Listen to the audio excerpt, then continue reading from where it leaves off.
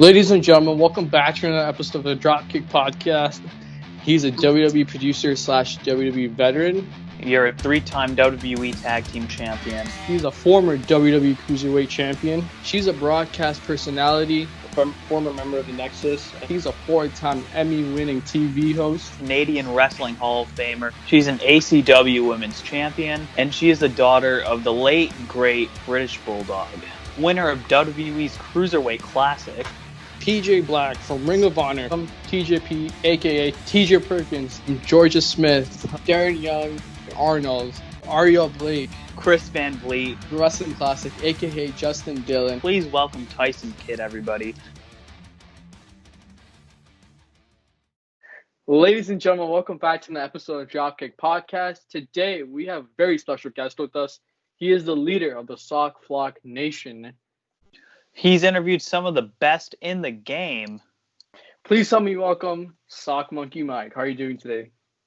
I'm doing well. How about you guys? I'm on the best podcast, the most underrated podcast in all professional wrestling. That's right. Podcast. Yes, I love being on here. I love talking to you guys. And for the people at home, if you don't know who I am, you must live under a rock. But you know what? That's okay because this is awesome. I mean, I'm dressed up right here. VP. We're dressed though. It's the Messiah look by Daniel with an AL, which still does not get to me a lot. But hey, that's all good. You know what? Maybe this curb stomp will after the show, but whatever. Yeah, right? Whatever. We'll save that for our Instagram lives. But we asked this question to each one of our guests because we like to ask them, like, how have they been, handling quarantine? But how have you been handling quarantine, Mike? You know what? In all honesty, it's been a ride. Absolutely. I think if I'm going to be honest, it's kind of I've been talking about this with my family recently, and it's been a very at first it was since March when this all started. That's right. It's been very it was like brand new. You know what I mean? It was absolutely man. We don't know what's going on with this. And then, time progressed. There was a point where I was thinking that we were going to flatten the curve. And, there was a point in time where we were at one point, not necessarily safe, not necessarily in good terms per se, but I think it was more, there was a bit of a settling down point. For sure, yeah. And then, so, now has kind of been from the very start when we began March. So, it's been very scary because I've known a lot of people, I don't want to say names or anything, but I do know some people that have been in contact or, the temperature has been over 100. Right. Which is scary. There's been 3 close calls that I've been thus far. But other than that, I mean, it's honestly been kind of a new mindset. Absolutely, man. It's been a new, because people say that this is a new lifestyle. This is the new way of living. And so, and that's true. I mean, a lot of people, like, of course, you guys are, relatively 17, 18 years old, still fresh, out of high school or still in high school, going to college, pursuing professional wrestling careers. I know Daniel is a part, of a professional wrestling career. VP is a part of a wrestling school called Dyson Dukes Wrestling School, which you got. Hey. But I'm not trying to promote or anything or, but other than that, like it's been very, very, it's scary times. Let's be honest. It's a very scary time. For sure. You don't know. In other words, I've always kind of, I don't know if this is a great quote, but I've always it's okay, man. Take it away. Which is don't trust anybody.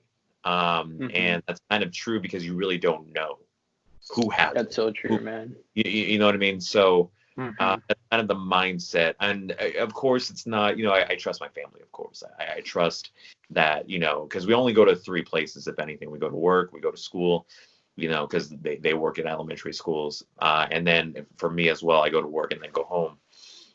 Right. Or to the grocery store. You know what I mean? Nothing really, nothing really to the extent of like, we're going to Vegas and we're going to Lake Tahoe, or we're going to Hawaii. We're not going to those extents. And I personally don't feel comfortable, especially in today's climate.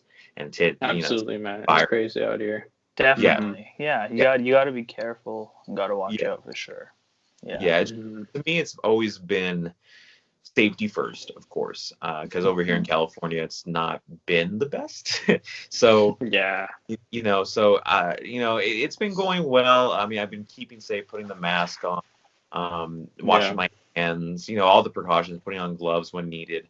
But it's just, quarantine has taught me to really appreciate and value life more. I agree. Yeah. I feel like in a way the world needed a little bit of something like this, because we were kind of taking a lot of things for granted, I feel like. And I feel like obviously, like, it sucks to be in quarantine, but a positive is that we're all going to be a lot more grateful for what we have when life becomes normal again. Yeah, absolutely. I mean, I agree with you wholeheartedly, because, I remember going to my last wrestling event before all this had happened in February, and that was at our Monday Night Raw over here in Ontario, California. No, not Canada, California. It was crazy, because there was a point of time where I was thinking, like, maybe I'm not going to attend this show because there's going to be Raws after. There's going to be, live shows or something like that. Right. And to think there was an NXT live event the night before, and not too long, maybe about, I want to say 15, 20 minutes from the venue, not too far in Riverside, which was NXT. And you obviously know NXT puts on some banger live events. Oh, yeah, man. They go all out. And I was lucky enough to meet, again, my hero, Johnny Gargano, who is absolutely one of the kindest souls I've ever met, besides maybe like a Drew Gulak or a Becky Lynch. That he's very heartfelt guy, because it's all heart, no soul, right? But when it comes to him, like Johnny Gargano as a person, he's one of the nicest out there. Absolutely, definitely, man. But taking it from an OG like Chris Van Vliet to you, sir, he said, on our podcast that we're all in this together, and that makes it so special, because right now that's where the creative juices get flowing. That's how this podcast started. That's how your show, War Games, actually kind of begun. And you spring new ideas, and I feel like that was kind of needed to some people, because it really brought out the best version of themselves, because it took a whole pandemic for WWE to release a guy like Heath, and he's killing on Impact now. Like, we just saw him put on a great match against Moose, and more to come from all these other talents, and also content creators like yourself. But it's a great ride, man. Definitely. And for those of you that don't know, Soft Monkey Mike here, his aspirations are to be a commentator in the world of sports. I would personally love to see him as a commentator in professional wrestling, and obviously a huge wrestling fan here. So I understand your aspirations are to be a commentator. Well, many people in the wrestling community want to be things like wrestlers, promoters, maybe be on a creative team in like WWE or AEW. What made you want to be a commentator? Wow, that's a very unique and very structured question there, VP. I really do appreciate it.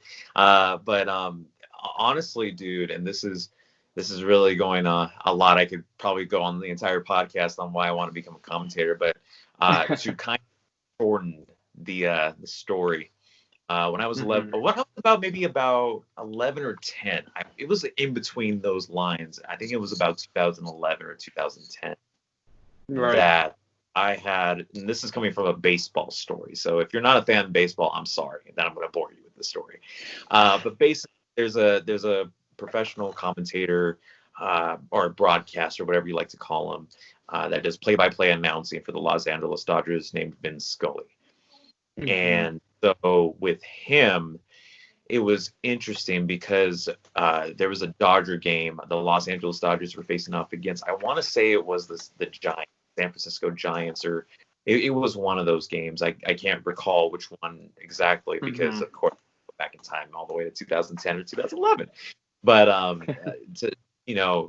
the way that he presented himself as a broadcaster. It really struck a nerve because with his commentary in particular, his play-by-play announcing, there's a certain feel, because you could tune into any sports, hockey, football, baseball, basketball.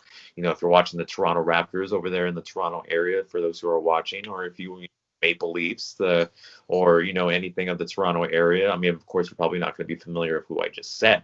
But if you're from the Los Angeles area, like myself, or kind of more of the Southern California area, it's more, they're more familiar with who I'm talking about. I mean, obviously, there's other voices out there like Kevin Harlan. I'm trying to think off the top of my head right now. Ernie Johnson, who's another one as well in the NBA aspects of sports. And then obviously you have, but see, out of all those people, Vince Scully was the one that really caught my eye because he made a game filled with maybe, I don't know, I could be wrong numbers here, but maybe 10,000 people in the state. And he made it look like you were a part of the 10,000 fans in attendance when you're at home, or you're in the car, or you're at work, and the boss happens to give you the radio and gives you a chance to put on whatever you want instead of music. You're listening to the game because it's happening at that current moment. And it's, for me, if you as not just a commentator, because this could go in any way in life, as a professional wrestler, because I know both of you are pursuing a professional wrestling career, if you could involve yourself in a show that you're not competing on, or you're broadcasting on, or you're, if you don't have any, like broadcasting value to it, and you're somehow still involved into thinking that you still have a seat like the one I'm sitting on right now, in front, and you're not even there, that's truly special, because he made it look like that he was your friendly neighbor across the street that just came over and tell you, hey, so the Los Angeles Dodgers are playing against the Brooklyn. Why was I going to say that? But any team in particular, like the Pittsburgh Pirates or the Boston Red Sox, and he'll literally say, well, before I came into the game today, something happened with my neighbor, and then you would be so intrigued of saying, wow, like he shared with us, he shared with us a random, like, okay, like now I kind of want to know what happened with the neighbor now, or he could go into statistics, which I know a lot of people are not a fan of. But he made statistics instead of saying, 15 rebounds, 27 points, 5 assists, 10 blocks. I don't know. I'm making up numbers here as I'm going. But he made it, instead of saying like that, he said, well, I'm going to pull something off my head here. Clayton Kershaw came from the University of California, Los Angeles, so UCLA. And he at his college career, he had a total of 25 strikeouts per game. It's obviously not real, but it's those kind of statistics. And then did you know that he was not only playing baseball, but he was also having 2 part-time jobs in order to support his family and supporting where he lives in UCLA. In other words, he was giving you statistics, but he was giving you a story. And to me, he was giving you a story, right? Storytelling is what's most important, I think, and absolutely, that's what he did. I agree. Yeah, definitely. So, I know I'm going on a ramble here, but to sum it all up, okay, man. But that's why I want to pursue this career as a commentator, because it's not only just for baseball, but wrestling. I mean, I can. From Gorilla Monsoon and Bobby Heenan when they were doing it back in the day. I can name Joey Styles when he was doing it solo. I could name people like Jim Ross, obviously, who's been a living icon to this living day. Sadly, he's not on good terms right now, but Excalibur, absolutely amazing when I, got to hear his work over in Pro Wrestling Guerrilla. Same thing goes with Tony Schiavone, who has done it since WW.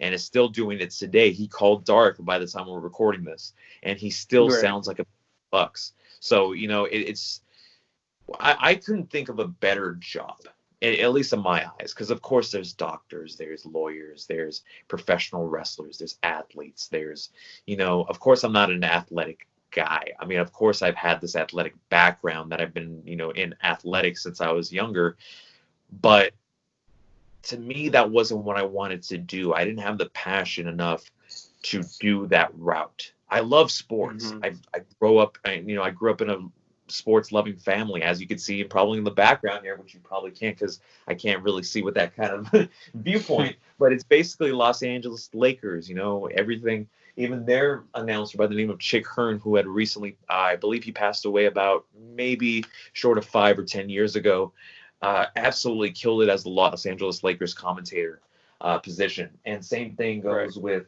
even people currently today. The one that does for the Los Angeles Dodgers currently is Joe Davis and Earl Hershiser. Earl Hershiser was a part of the 1988 World Series champions of the Los Angeles Dodgers. So, yeah, that's why I love the commentary position, because you're telling a story. Of course there's scripts. Of course there's, of course there's layouts. But when you get to talk about the art that's happening in the ring, that's not just with baseball, basketball, football, hockey. That's with professional wrestling. Absolutely, man. That, because of course there's storytellers of the athletes in the ring or in the field or whatever. But when you're the voice for those who are not necessarily on the field or in the ring or whatever, that means every single thing to me. And that's why I pursued this ever since. Absolutely, man, for sure. And you talked about wrestling. So talk about what got you into commentary. What got you into professional wrestling? Oh, we could go all day long with this one. But you know what? It's kind of been a family thing, man. I was born, believe it or not, the night that Vince McMahon won the Royal Rumble back in January 24th of 1999. Oh, wow.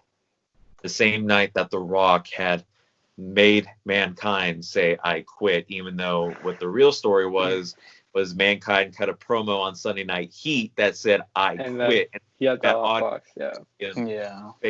So, buddy, actually, funny thing, I met Kane earlier this year. I know I'm going off, but it was cool that you guys brought it up.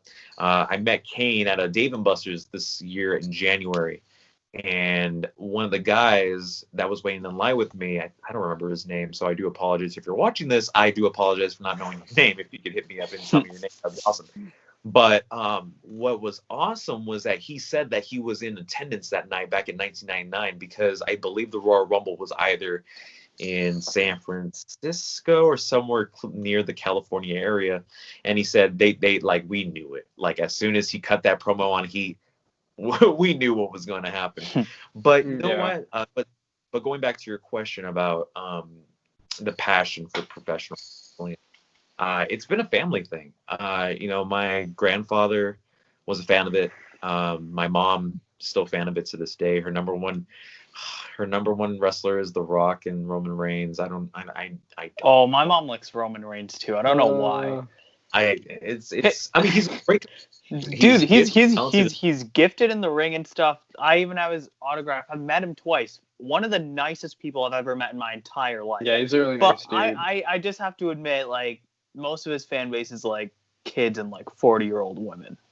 Kane invaded your room, or it was the Fiend. I'm just kidding. But going on to my lights went out real quick. I'll switch to that.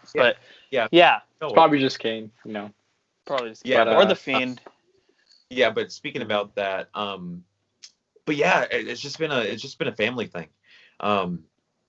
Again, I was born surprisingly on a night of a Royal Rumble 1999. Of course, as a kid, we would watch some pay-per-views here and there, and I witnessed one of those moments being Chris Jericho becoming the first ever undisputed champion in WWE history, when he defeated The Rock and Stone Cold in one night back in Vengeance 2001. Just little moments like that I vaguely remember seeing. But the one moments that I remember that I was like, professional wrestling is something different. That's something Absolutely. I could get in. I agree. And kind of you know what I mean, watch consistently. You know, of course, I can't watch Raw every week. You know, especially back in those. But I think the moment has to be when No Way Out 2004. You know, that night, I got to tell you, that was when Eddie won, right? It's Eddie Guerrero in San Francisco at the Warriors. I believe because I believe, if I remember correctly, the Golden State Warriors were not originally at the Oracle Arena. It was the Cal Palace, I believe. The Cal Palace, yeah. They were at the Cal Palace, moved to the Oracle Arena because it was a relatively new one. But that was years later. You know what's crazy? I heard about that. Is it true that Guerrero and Lesnar only had 2,000 people in attendance? Because that sounded like tens of thousands when he won the title. Yeah, it was crazy. TV magic, dude. I honestly don't know, but I'm kind of surprised to look it up myself. But just going back to that, you know, for a 5-year-old kid, there wasn't really any, like, to my memory, I don't think there was any times that I popped, and this is wrestling terms, ladies and gentlemen, that I popped kind of hard, to my knowledge. Maybe a Stone Cold appearance or maybe something. I don't remember. But Johnny Gargano winning, yeah. Okay, shut up. No, there wasn't that I really popped for when Eddie won that title that night. Because, you know, because in a year, basically, when everything was revolved around Goldberg and Lesnar, you know, Goldberg had just became World Heavyweight Champion the previous year in 2003 after defeating Triple H. I want to say it was Insurrection or Unforgiven. Take that back. It was Unforgiven. See how I remember stuff? That's weird. But basically, and then, like, you know what I mean? That 2003, 2004 era was kind of focused on Goldberg and Lesnar being the dogs. And then Lesnar costing Goldberg the Royal Rumble. And then, you know, just having this moment because Eddie wasn't, you know, I think if I remember correctly, Eddie Guerrero wasn't really doing anything when it became, like, beginning of 2004. I think Los Guerreros had just broken up. I think, you know, Eddie wasn't really doing anything, and then he had won the opportunity on SmackDown, if I want to remember precisely correctly. And then he had faced Lesnar. Goldberg was in attendance. Goldberg had, you know, I think they had a brawl, and then he got quote unquote kicked out. And then Goldberg had attacked Lesnar during the match, and then that was crazy within itself, because then you see Eddie Guerrero going on the top rope, you know, with the referee knocked down. Eddie signs. And then Eddie wins. I mean, that was truly, you know, to this day, I still consider it an underdog moment. I mean, there's obviously other moments in professional wrestling that you could say that is the underdog moment. You could say Mikey Whipwreck versus Stunning Steve Austin or Superstar Steve Austin at ECW. I want to say it was one of those pay-per-views. But, you know what I mean? And that was the champion. Think about that. That was the champion, Mikey Whipwreck. So, but, you know, there's a lot of them, but that one in particular really just, as a kid, struck a nerve. And that's when I knew that, like, this is the freaking coolest thing ever. So. Absolutely, man. But taking a little gear forward, what's the driving force behind Sock Monkey Mike? What makes you want to get up every single day and pursue what you do to your best of your abilities? Man, that's a very, very loaded and very nice question there, Daniel, with an AL. But in all seriousness, though, man, I think there's a couple factors, and that. One being obviously my family, because without them, I don't think I would be where I am today. I think that my, you know, and of course I know everybody commenting on this is like, oh, he's going to talk about his mom and his family. Whatever. It's okay, man. Family is important. It gets you through a lot of, you know, tough things. Like, you know, when our friends aren't available or whatever, and you're having a bad day, you know, your family's always there. So it's like, it's always good to, you know, be on good terms and kind of, you know, have that. So, yeah, because I think, you know, with me, it's just been, it's been a very, very, it's been a very blessed journey, I think, because without my family consisting of my mom, my grandfather who had passed away in 2015, my aunt, my grandmother, my uncle, who have all raised me, because they say it takes a village to raise a child, which is true. And they gave me the love and the support and the the guidance, the proper guidance that to get me on the right path. And it's weird for me to say that people could say other things. You know what I mean? People could say like it was this or that, but definitely my family. Without them, and I love them to death. I mean, without them, I don't think that there would be a Sock Monkey Mike, if I'm going to be honest, because of course the motivation is there, but not having that kind of support system, which they provide the best beyond, or even the greatest support system and beyond, because it's really they're truly a one of a kind. I love every single one of my family members. Because they taught me about taking initiative, taking leadership, having respect, loving, about love, about peace, about maintaining composure, not really like having second thoughts about things, and really appreciating the moment that you're living on right now. You could really think about a million other things right now. You know what I mean? Like, you could really think about, how do I put this? You really could think about, there's a pandemic going on right now, and you really could think about, well, what's if I get sick? What happens if, I go over here? And it's actually funny that I mentioned this because I usually do daily walks with my mom, and it's funny because she said, like, you can worry about a lot of things, but as long as because you could get mentally sick, or you could like you don't feel sick, but then you could like be worried about this one thing that you could be sick. So kind of she taught me about that strong mentality, and it's really really really kicked my butt into gear, and it's been really I know I'm going too on about this, but basically what I'm saying is that it's really helps. That's one of the factors. Another factor has been my friends. Same thing as well as the family. Friends. I met a lot of friends, especially within this whole start of this positive life. Of course, I met you guys. Of course, VP. And Daniel with an AL. Same thing goes with a lot of people that I met as well. I met Jay over I actually met him in February, but I mean, I guess you could count this year.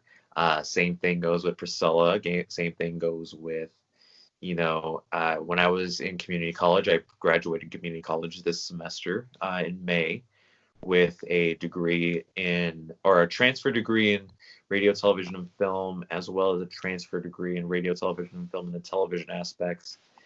And the people, like the program that I'm a part of, is so damn good because it's filled with individuals, students, faculty alike, that have the same passions as you, that will support whatever you do to get you on the right path. I mean, I don't think if it wasn't for them that I would be making content, and that that I would have stuff like my documentaries that came out, which apparently still needs a bit more views than it should have. Just kidding. But and then having opportunities like calling baseball games and basketball games for both men and women. It's really, I could talk about all the factors all night long, but basically, if it wasn't for my family, my friends, the people watching, the people that I've met when I've interviewed, it's all the strive to keep going, because no matter how bad I feel, no matter how much I just want to sometimes, and I'm man enough to say this. Sometimes I tear up sometimes. And it's honestly, just thinking about, them and thinking about what I want to be. I want to be in that chair, being a Tony Schiavone or a Jim Ross or even I'll even go say this, a Tom Phillips, a Michael Cole, and really being in that seat and doing what I love to do. Is something that just keeps me going. It just feeds inside me, knowing that I want this so bad, and knowing that I have a support system behind me. Just it means more than anything money can buy. Absolutely, definitely, man. And so obviously we know you want to be a commentator. First of all, link to Sock Monkey Mike's YouTube channel will be in the description, because he also does interviews. He has a series called War Games. But backtracking to the interviews, out of everyone that you've interviewed, who is your favorite person to interview? Wow. Again, another loaded, great question there, BP. But you know what, dude? That's a very complex question. I'll tell you why. It doesn't sound like one, but it's very, because I've said this. I believe I've said this to you guys before. If not, I'll tell you guys now. But I've told this to the people that I've interviewed. To me, interviews are not interviews, if that makes sense. It's a conversation. It's Absolutely. You want to interview someone that you want to have a conversation with. That's what I think about when I have these interviews. I've been lucky enough, especially with quarantine, that I've gotten these opportunities. I'm very thankful and I'm very blessed.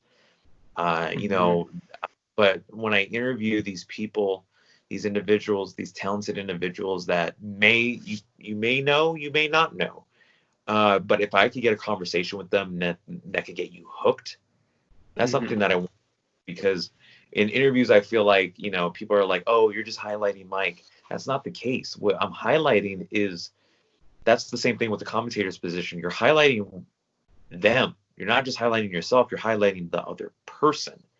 And then that's why, when I interview people like Chris Van Vliet, like AJ Hirsch, I recently just put out another interview with Allison Snyder, and Dylan Snyder, who, for those who don't know, was Zora Lancaster from So Random, Studying with a Chance, and Milton Krupnick, I want to say that last name correctly, from Kicking It on Disney XD. And they're absolutely the coolest people I've ever met. So that's cool. But you know what? I really, if I could say I have a tie between two. Okay, I have a tie between two interviews. All right. Obviously, first and foremost, Chris Van Vliet. Because honestly, when you get to I'll get into the explanations after I name the two. So Chris Van Vliet.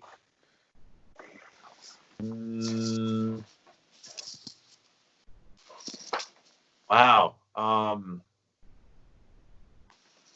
I'll spoil this one since I don't know when this is coming out, but I think I'll give it to you guys.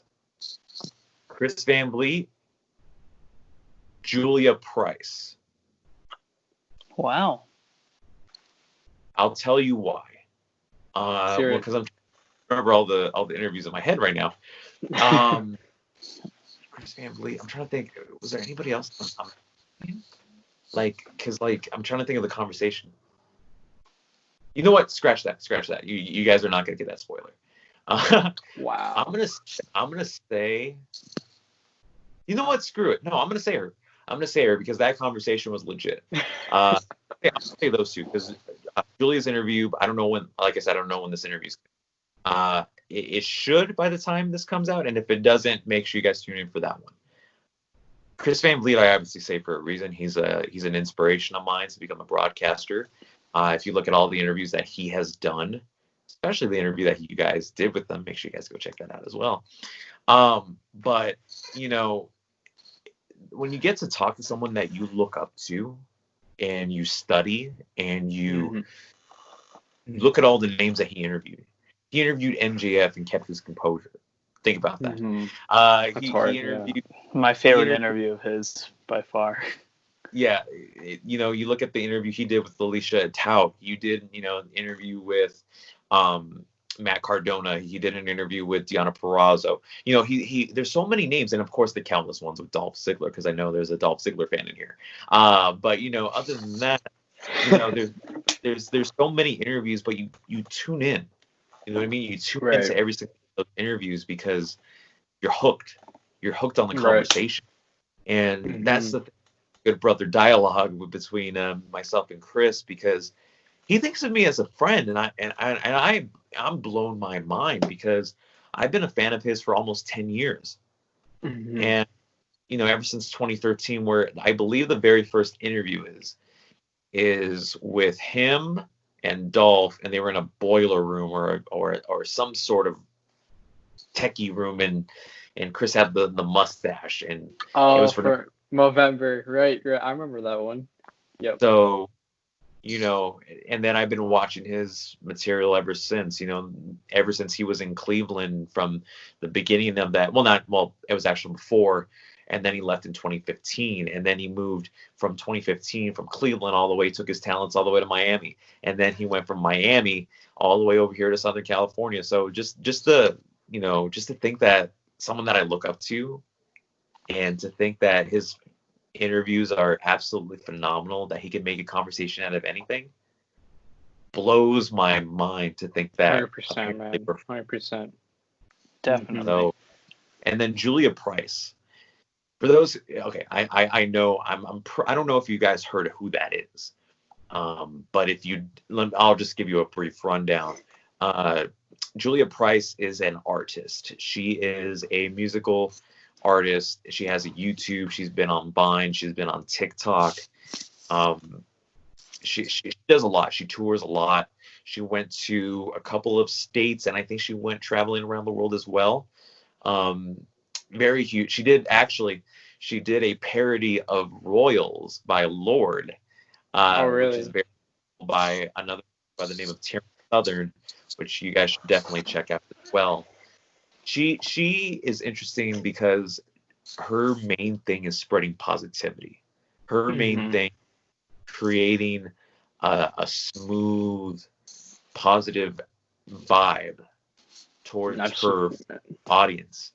And it was funny because I mentioned that in our interview that I asked her, I was like, how do you stay positive? How do you have this thing in your mind that says I'm gonna be positive. I'm gonna smile, and I'm gonna no matter how bad life gets you. And then she said, you know what? She writes a lot of sad songs, surprisingly, and she's like, you got to be sad in order to be happy.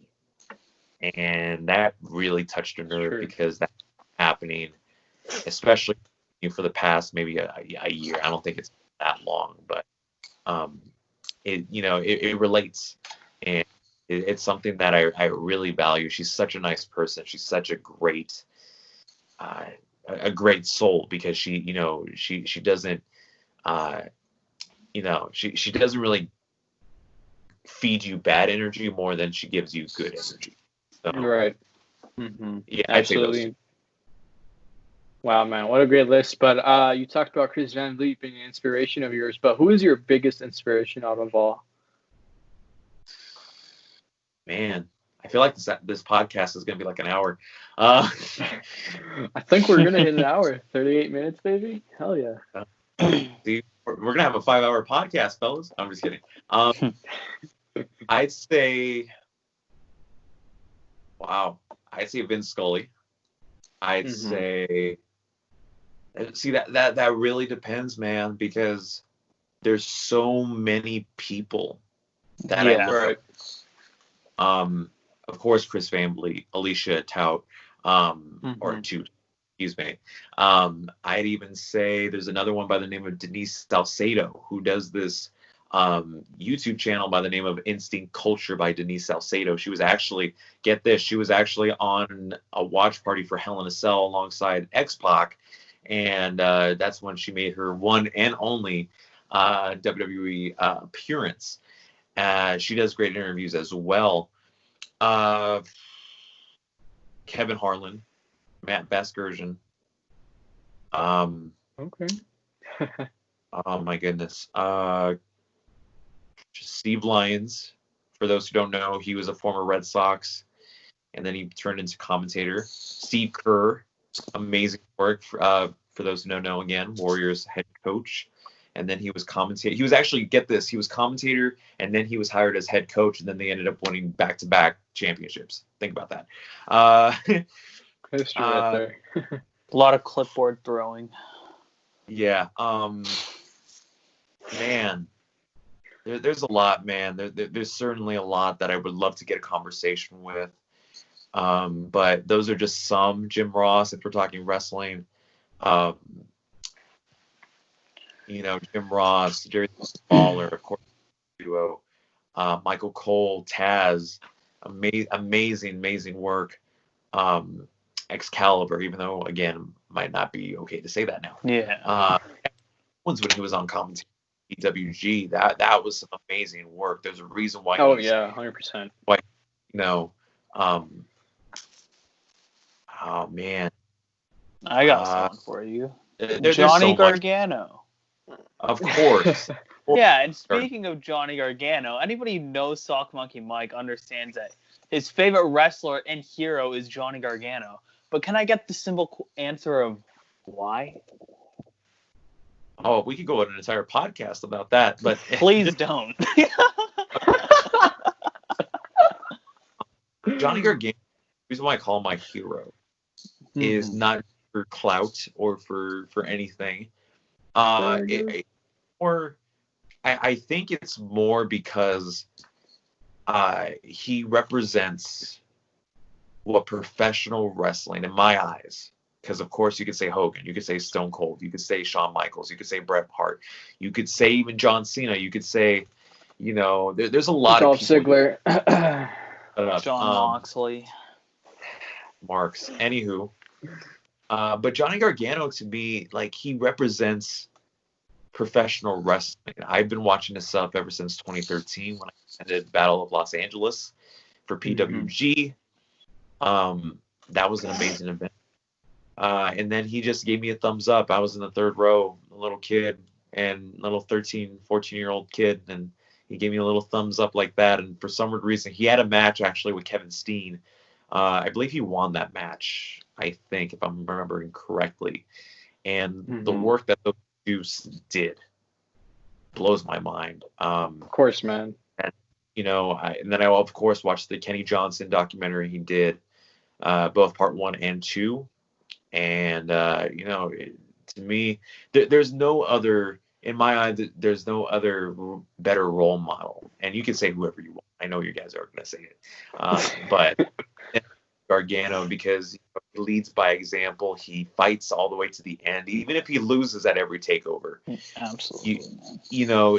There's name one takeover that Johnny Gargano has done for the past 3 years that he has been on NXT television that he has not delivered. That's true, man. Absolutely. That's true. He always goes out there and delivers. Absolutely. Always has his good matches for sure. Let me tell you a story about little Johnny Gargano here, okay? Here we go. We like Gargano, by the way. No. This is serious. This is serious. I want to talk about him seriously. So I was at NXT Takeover Toronto last year, and after the match, you guys didn't see this, both of you. They don't air this kind of stuff. And after the match, he got thrown off the cage, via Adam Cole, baby. And everyone was chanting for him, this is awesome, you deserve it, and all that kind of stuff. And then, I think there was a moment where it was like, we love you. You know what I mean? And it felt great because it felt like there was an emotional connection, but that's what's missing sometimes. It's that emotional connection with these wrestlers. And after that, Johnny Gargano, waved his arm. He took time to, be there, soak it all in. And I think for him to do that, even if he didn't have to, that means a lot, Definitely. For as a wrestling fan and being in attendance, because, I'm pretty sure people at home didn't see that when it went off the air. But for him to do that and, have his, broken body, just, he's a natural born underdog, baby. Yeah. He's very charismatic. I hope they turn him face again soon. But, I do. Gargano is, one of a kind. Absolutely, man. Yeah, definitely. But switching gears here a little bit. Obviously, this podcast isn't just about professional wrestling. On our podcast, we like to tap into mental health. So if you're comfortable sharing, of course. Yeah. Have you ever struggled with your mental health, and do you have any advice for people who could be watching that could be struggling? Oh, man. How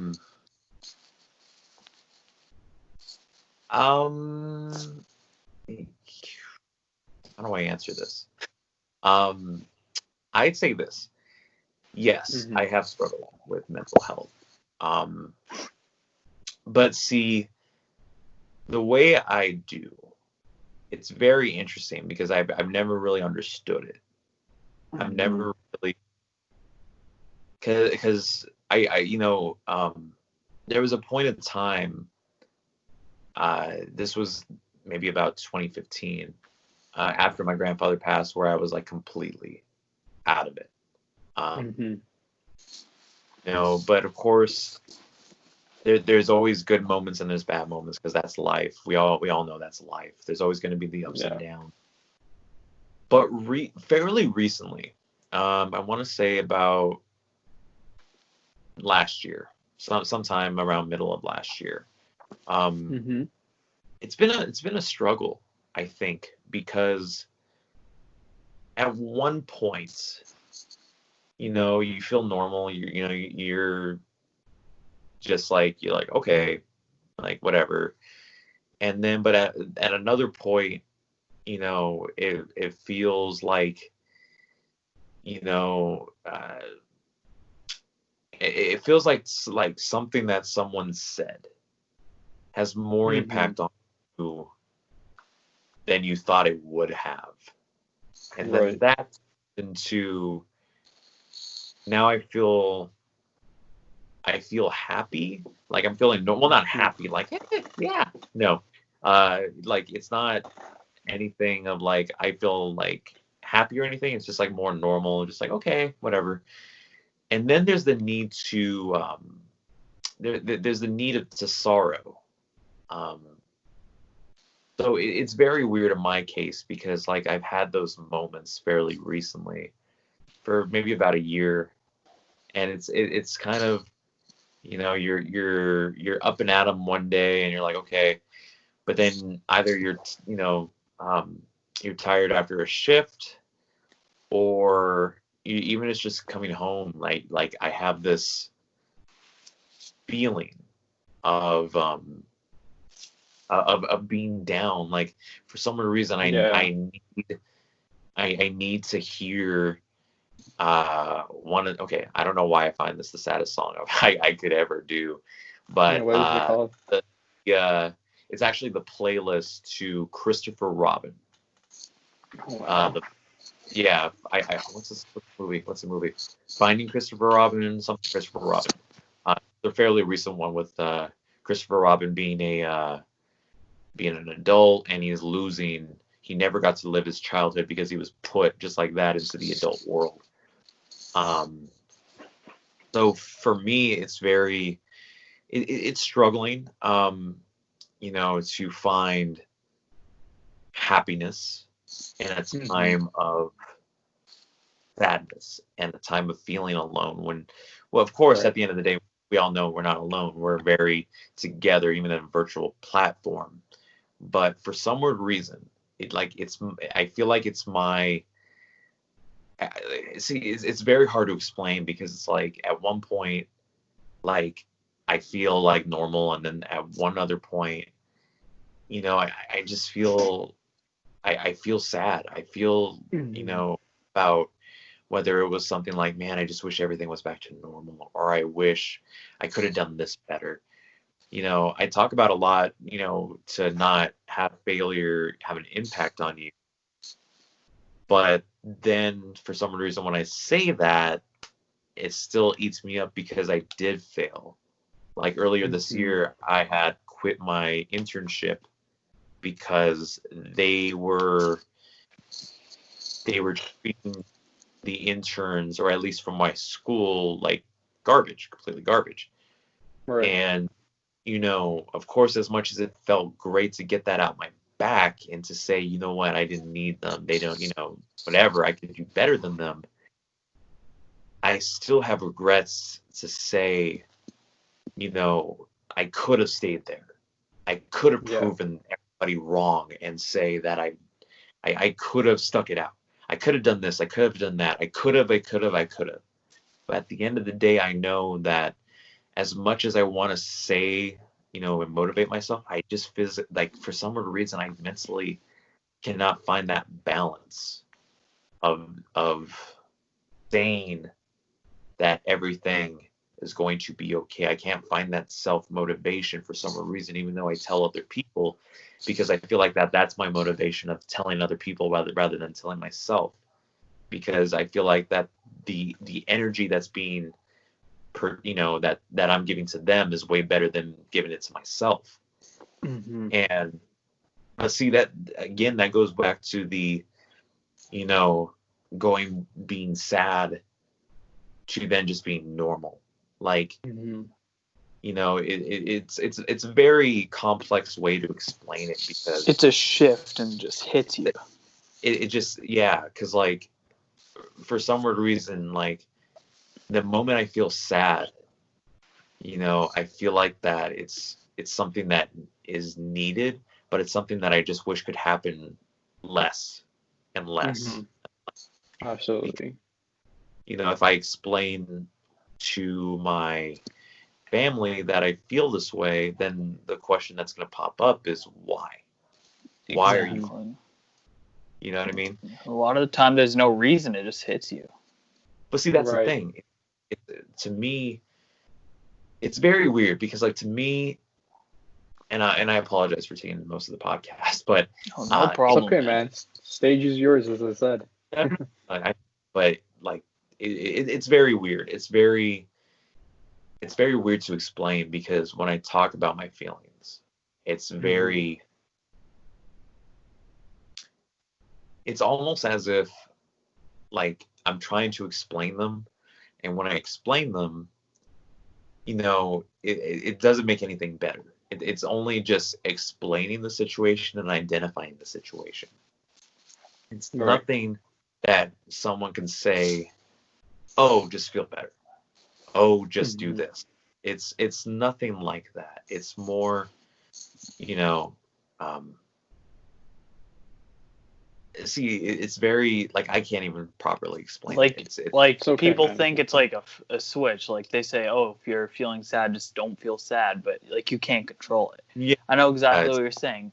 I actually saw a funny TikTok about that. This one guy, he was like, oh, I have severe anxiety and depression. He's like, it's just a mindset. If you don't want to feel sad, then don't feel sad. Then the guy in the backseat of the car was like, hey, do you have any tips for me? I have cancer. And then the guy was like, that's also in your head.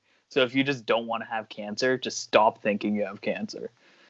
I don't know why I found that really funny. It's very weird to think about, especially with it's very hard, like not hard. No, that's not the word I'm looking for. It's very interesting to think about, because when you feel a certain way and you want to, and you want to feel a different way, you want to feel happy, but then you feel sad. You know what I mean? When you feel sad, you want to feel happy. Right. I think I said, but whatever. And then it's very interesting, because you want to feel another way just to avoid that way. And then I feel like when I approach those, when I confront and I approach them, like men suggest, it seems that it doesn't. To me, I think of it as a cold. You take the medicine, you confront it, you take the medicine, and eventually it will go away. But eventually it will come back. Right. So it's kind of, it's weird. It's something I wish it could, something I wish could go away, but it just kind of, it's still there. That's the best. Of course, man. But you just gotta remember you have a great support system, like your family, like Vic and I and your other friends, man. But anybody that's watching or listening, on an audio version of it, just remember that, like, one bad day does not mean a bad, long-term outcome, as they say, because sure, you're going to have a bad day at school, that's normal, or your job, it happens, but you got to remember, when you wake up the next day, that's a brand new start, that's a brand new template, that's a brand new canvas, and when you go to work, when you go to school, you just got to remember, like, hey, I got to do this, and I'm done. I go home, I do whatever I need to do. You try to keep your mind occupied. Right. Yeah. And, a lot of guests come on our show and they said, oh, I like to read, I like to paint, to cope, or even to work out, because I know that's an escape for a lot of people. But when it comes to you like making content, you like networking, and I think you should keep doing that, keep being that, sock monkey Mike, keep killing it, man. I feel like, you're 21, right? Yeah. And you've already come this far. You've done some. You've great come things. this far, right? Boy. And and the wrestling classic, Justin Dillon, he was, he said, like, man, I feel like I haven't accomplished much. I haven't done much, but he one day wrote down things that he's done. He's like, man, I've come pretty far, and I feel like sometimes people need to, like, take a moment and smell the roses, as they say, because we're so focused in this, like, thought process of, like, man, I hope so on and so replies to my email for this interview. I'm looking forward to it. Basically, sometimes you got to forget what's next when you're feeling down, and you have to go back and think, what have I done? I've done some pretty cool stuff. I've done some really awesome things. And you always got to remember, there's light at the end of the tunnel. As you said earlier, it's like a cold. Fine, it'll go away, but it'll come back. But you can say the same thing for when you're feeling happy. And I feel like that'll help you out too. Because one thing I always tell to my friends when they're venting to me or when they're feeling down, I always say things have to be bad to get better.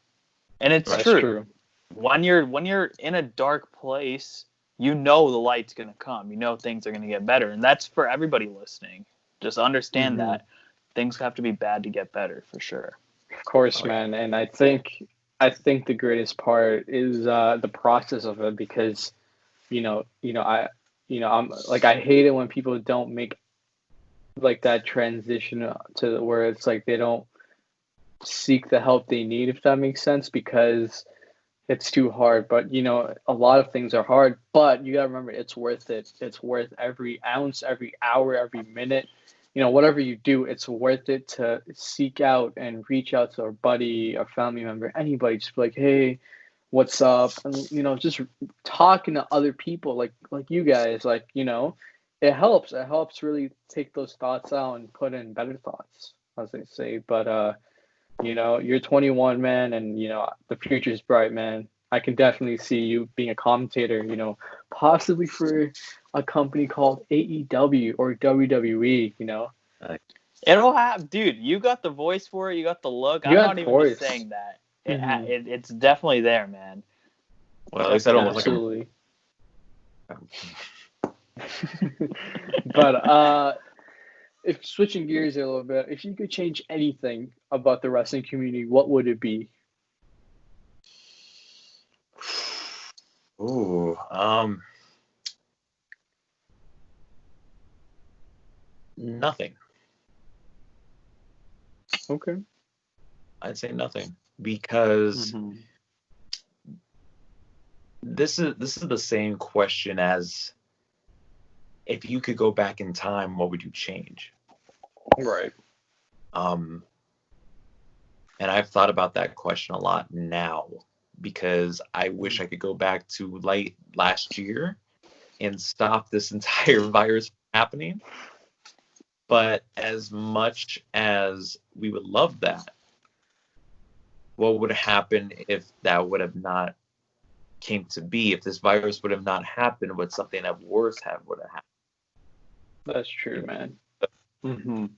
It's kind of those questions where, that's the same exact thing of what would happen if you change this part of history, or maybe, what would happen if, this would have happened, or, I honestly think nothing, and I'll tell you why.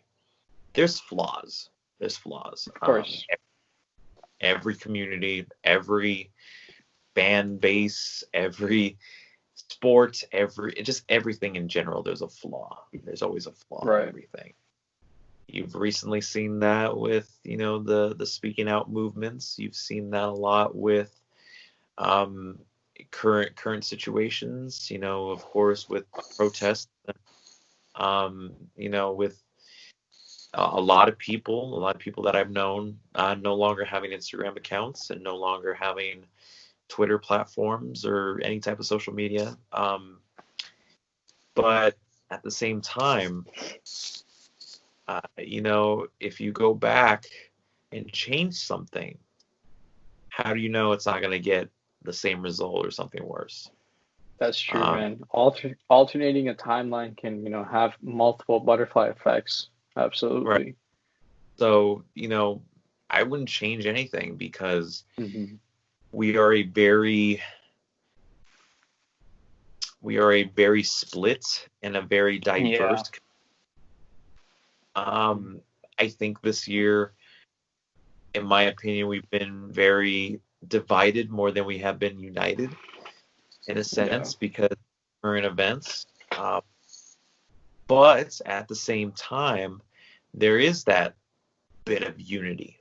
There is that bit of being a team, because at the end of the day, we are all sharing the passion and the love for professional wrestling. At the end of the day, we are in retrospect, we are still a family, even if we don't act like a family. I mean, you look at the Instagram wrestling community. There's so many people out there. There's Wrestling Classic. There's, there's Priscilla. There's a lot of people out there. There's Queen of the Ring, Malcolm, Wyatt, Brandon Hodge, Brandon Dillon, Miss WWE Fan 13, Kayla. There's Kayla, aka the Sheena. There's Indigo. There's Undisputed Brotherhood. There's Rice to Ryan. There's Willie, aka Heel Balor White T. I'm just naming a bunch of people at this point. There's Daniel and VP of the DropKick Podcast. There's there's so much people a part of this community. As much as we disagree on a lot of things, like, of course, there's finishes from wrestling matches and finishes of wrestling shows that we disagree upon, but at the end of the day, we still are one. We are still wrestling fans at the end of the day. Of course, we don't like, everybody doesn't like everybody. We all know that. That's not just a part of the wrestling community. But at the end of the day, you guys still subscribe to the WWE Network. You guys still, it's something we all have in common. You still do all these things. Go ahead. I really feel as if, though, that you can find the same toxicity in both communities. So, like, the wrestling community, God, it's toxic people, but that's the entire internet. You stop watching wrestling and you start watching MMA or any other sport, those toxic people are going to be there. That's just how the world is. You just got to block it out and stay positive. So I agree with you. You brought up a very valid point. I wouldn't change anything about the wrestling community either. Yes. I mean, without the wrestling community, the wrestling community has got me to a lot of great people. I've gotten to meet a lot of great people. Last year I met Priscilla. This year I met Jay in person. I met Stefan Benson, who is known as the guy who won the $1 Million Challenge for WWE 2K19. Amazing guy. He actually bought me a ticket to SmackDown 2 years ago. Happens, man. The same thing goes with my wrestling buddies that I know from college, and they started their own podcast called the Second Turnbuckle Podcast, which you can listen to Spotify and all. I'm just kidding, I'm not plugging it. It goes for a lot of people. I think the wrestling community is it's on its heels at this point, I think, but at the same time, there's networking. They're of course. At the end of the day, it's a family. It's a family that disagrees, of course, just like a regular family. It disagrees, it agrees, but it connects you with other people that have the same love and passion that you do. Justin in the Wrestling Classic, Chris Van Vliet, Alex, Queen of the Ring. I'll mention it again. I'm just trying to name off people that I've known. The wrestling community has got me well with Aaron Solo, who I interviewed, who was on AEW Dark, aka Bailey's husband. Same thing goes. There's a lot of people, man. There's a lot of people that, because of the wrestling community, that I am thankful and I'm very, very blessed to know, and I've gotten to meet, and I've gotten to have opportunities to share my passion. Grimm's Toy Show is another one. So at the end of the day, it's a family. It's not anything 100%. To be ashamed of. It's not anything to be disappointed of or embarrassed of. So that's what I think. Wow, man, what a great, statement. But we like to end off our interviews with one final question. Oh, man. Wow, okay. What's the next chapter for Sock Monkey Mike? That's a good question as well. Wow. I feel like this interview has gone like 3 hours at this point, but we're at an hour and 5 minutes. Gee, don't lie to me. I swear to God. All right, whatever. It's a good one. Oh yeah. Man. What is next for Sock Monkey Mike? I don't know. Because I'll be honest, last year, if you would have asked me that question, I would have said that I was going to be producing more content than I did the previous year. And then in total, I only produced about maybe 3 videos that entire year. This year, I told myself that I was going to produce more content, and I was going to try my best to be on a more consistent basis. Right. So at the beginning of the year, that didn't look like a very clear plan, but then, life was pulled to a halt. And then I told myself, you know what, during this time, especially now, I think it's time to put out that content. And that's what became a War Games. Putting out War Games each and every week. And then same thing goes with the interviews, having great conversations with these great individuals. And then same thing goes with, going on live on Instagram. And, just there's so much that this year, although it's been the worst, I get it. But it's been a blessing in disguise, I think, because it's really given people the opportunity to talk to those that they've always wanted to talk to. Evidently. I mean, of course, it's not 10 times out of 10, maybe about 8 times out of 10. But right. Of course, you got to take those risks. You guys interviewed Chris Bay. You guys interviewed Chris Van Vliet. You guys interviewed the Wrestling Classic. You guys interviewed Brian Pillman Jr., who's been on AEW television, on AEW Dark and all that. I mean, all because of this quarantine. Right. And, when I'm asked the question, what is next for Sock Monkey Mike? I properly do not know how to answer that because we don't know what happens tomorrow. We don't know what happens. A lot of uncertainty. There's a lot of uncertainty. So, as much as I want to be confident on here and say that, I have this, I have that I'm doing. I'm working on this. Honestly, I don't know. I don't know what's up next. I know I interviewed a couple people recently that I'm very excited to release those interviews. I just recently again interviewed Allison and Dylan Snyder, who are absolutely great human beings that are confident. Check that out, guys. This link will be in the description to this channel. It's honestly, I don't know, and I'm kind of excited to know that I don't know because who knows what I see where the wind blows you, man, for sure.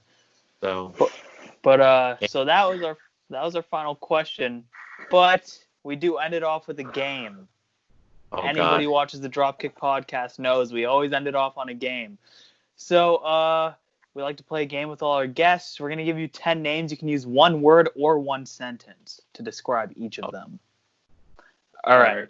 We're going to start things off with Jim Ross. GOAT. Josh Matthews. I had to throw that in there. Same name or no? Pardon?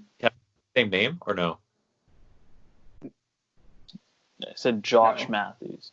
Yeah, I said Josh Matthews. No. Can I say GOAT again or no? Oh, no. Yeah. Or, okay. All right, I guess not. Got to change it up. Put you on the spot. Okay, I got to put it in a sentence. Very, very, very professional and very underrated at his job. Mm-hmm. Absolutely, man. Mauro Ranallo.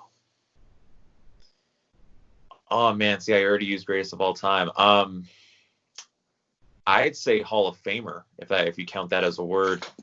The work that he has done, especially in the mixed martial arts scene, and then transitioning that into the professional wrestling scene, what he had done on SmackDown Live and a couple of takeovers, and especially with NXT, it would be awesome to meet him one day. But, off the charts, man. Absolutely. Drew Gulak.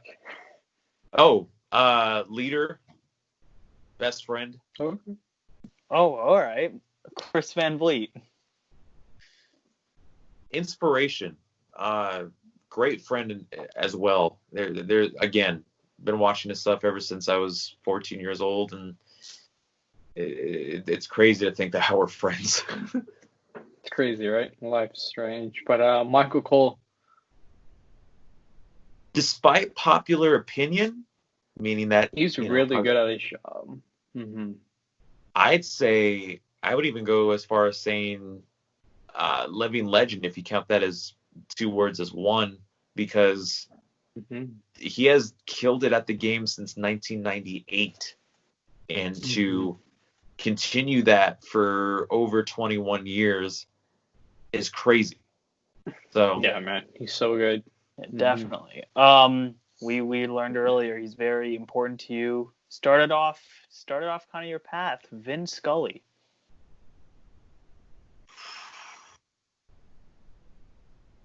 Icon. There's no. If you guys are watching this and don't know who I'm talking about, please look him up. There's no better voice in just not only sports but American television than Vin Scully, because the way he tells a story and makes you feel at home is one of a kind. Absolutely, Icon. man. But Tom Phillips. I'd say incredible. Again, I think he's learning under the tutelage of Michael Cole and what he has done as that lead role for SmackDown and for NXT for many, many years. You know, incredible at his job. Absolutely. Tony Schiavone. Tony Schiavone. Oh man. I'd say wine, and I'll tell you why. Just like red wine, he doesn't age. That guy started with WCW on Nitro. Or I think it was even before that, but as far as my memory goes, Nitro. Then go to Nitro all the way. I think he was on TNA at one point. I think. No, I don't think so. And then he transitions from WCW and then still going strong with AEW to this day. They're seriously, like, he's still going at it strong, you know, replacing Excalibur at the moment. So he's an OG, man. But lastly, Johnny Gargano had to do it. I'm gonna he use hasn't a used different. Hero yet. I'm gonna say Hero. I know he's more than that. He's. I'd say I'd say captain. Oh, wow. I'd say captain because there's certain degrees where people consider themselves the corporal, the colonel, the leader.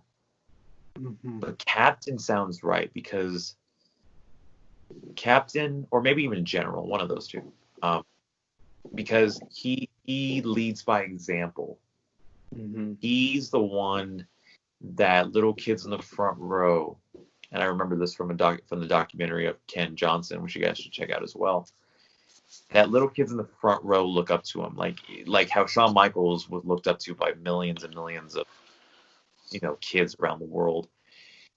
He has that. He has that influential leadership. He has that influential never die attitude. He, in a sense, of course you could say it's like a John Cena, but John Cena represents WWE. Johnny Gargano represents professional wrestling. Johnny Gargano represents being that guy at a local indie show, going to his merch table, and he spends a majority of that time talking to you. Mm-hmm. He could be bleeding out of his mind against the match against All Ego Ethan Page over at an AIW event. All Intense Wrestling, by the way, for those who don't know what that means. It's crazy, and I met him, getting to talk to him twice, and to think that I messaged him. I messaged him on Twitter. Mm-hmm.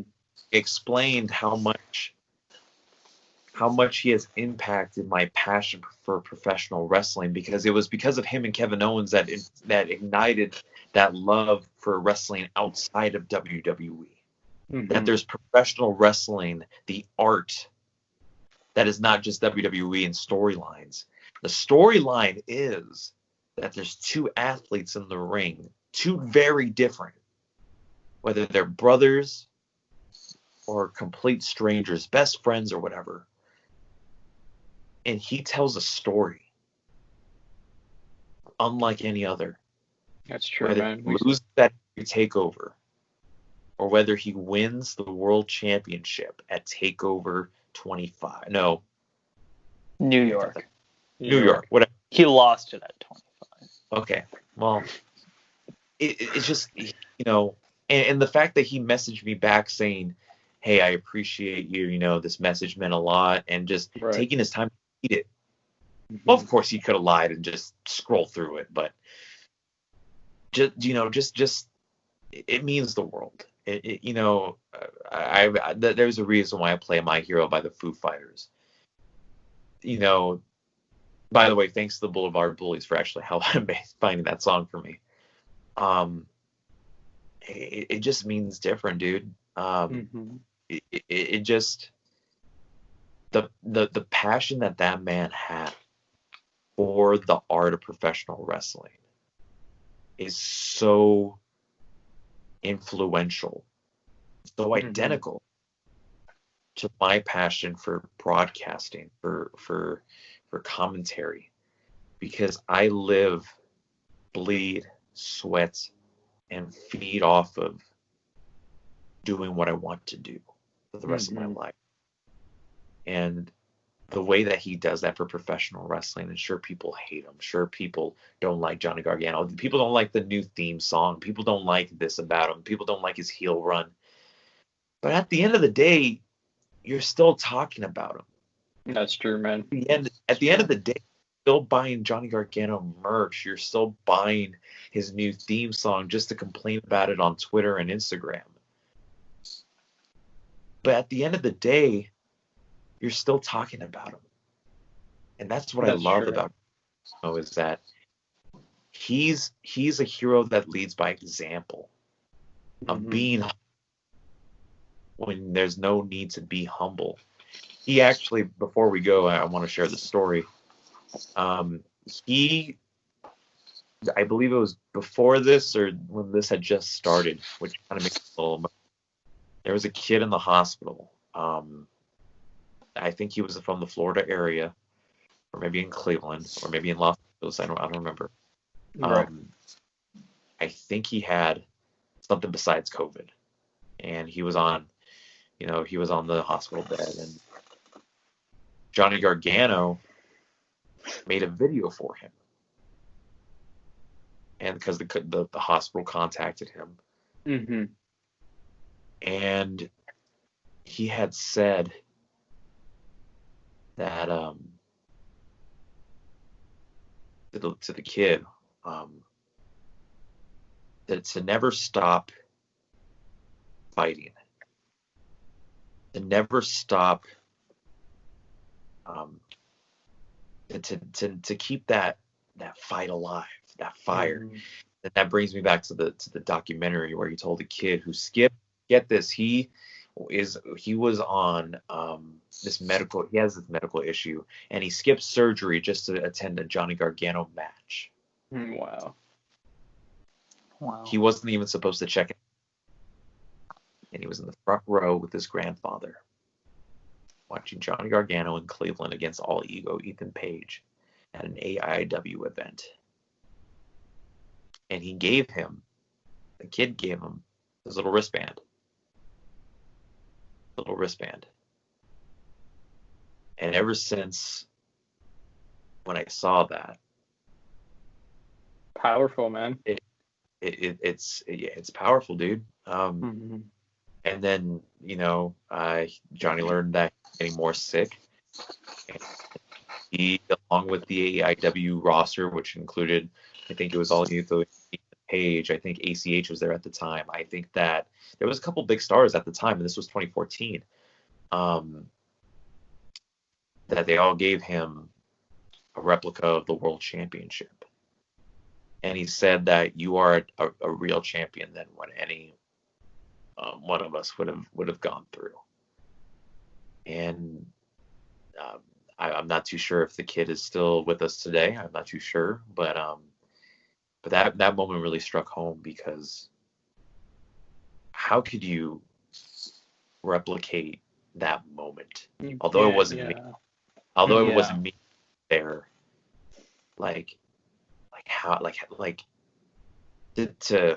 to put it shortly, because I know we're running out of time. It's all good. It's honestly surreal, and that's why I call Johnny Gargano my hero. Even though Foo Fighters head singer or lead singer Dave Grohl said that it wasn't supposed to be a song about heroes, it was supposed to be about a hero being disappointed. It means so much, man, because Johnny Gargano is really a hero to me, at least.